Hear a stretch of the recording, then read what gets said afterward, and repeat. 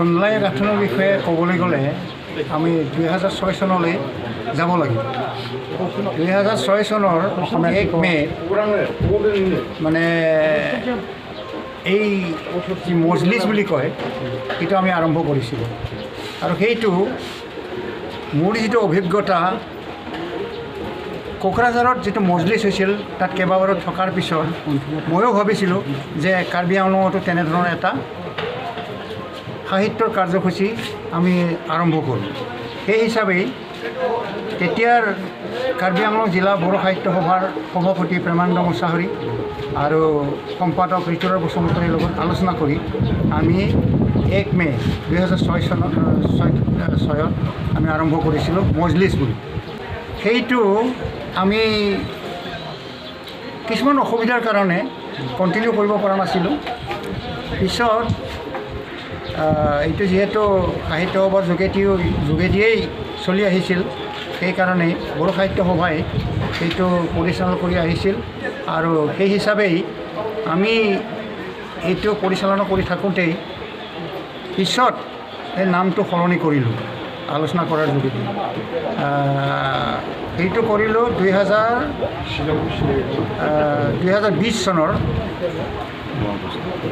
9 আগষ্টত আমি এইটো সলনি কৰি ঠুনলাই গাঁথনি ৰাখিলোঁ। আজি সেই তাৰেই সোণালী জয়ন্তী মানে সোণালী দিৱস এটা আমি উদযাপন কৰিলোঁ, 50তম আজি উদযাপন কৰিলোঁ। সেই হিচাপে ইয়াত আমি উদ্যোতক হিচাপে আমাৰ স্থানীয় MSc তথা আমাৰ কাৰ্বি আংলং জিলা সাহিত্য পৰিষদৰ EM মাননীয় বিলিমোহন খাখলাৰীক আমি আহ্বান জনাইছিলোঁ। তেখেত আহিল, উদ্বোধন কৰি গ'ল।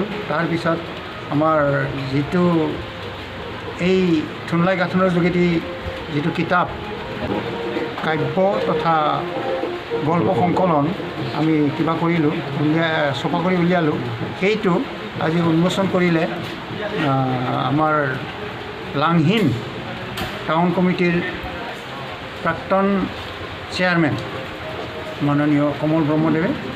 গতিকে সেইটো উদ্বোধন কৰাৰ পিছতেই যিহেতু পূৰ্বৰে পৰাই আহ্বান কৰি আনিছিল, সেই হিচাপে ময়েই মানে এপইণ্টেড স্পীকাৰ হিচাপে তাৰমানে নিৰ্দিষ্ট বক্তা হিচাপে তাত বক্তব্য ৰাখিলোঁ।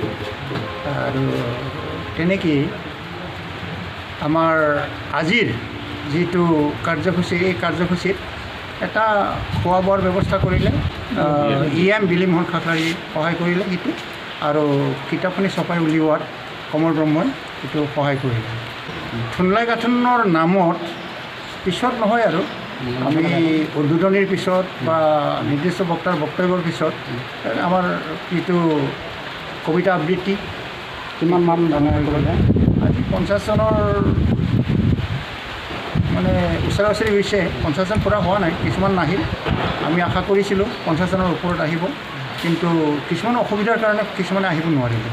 সেইটো হৈছে আজিৰ কাৰ্যসূচী।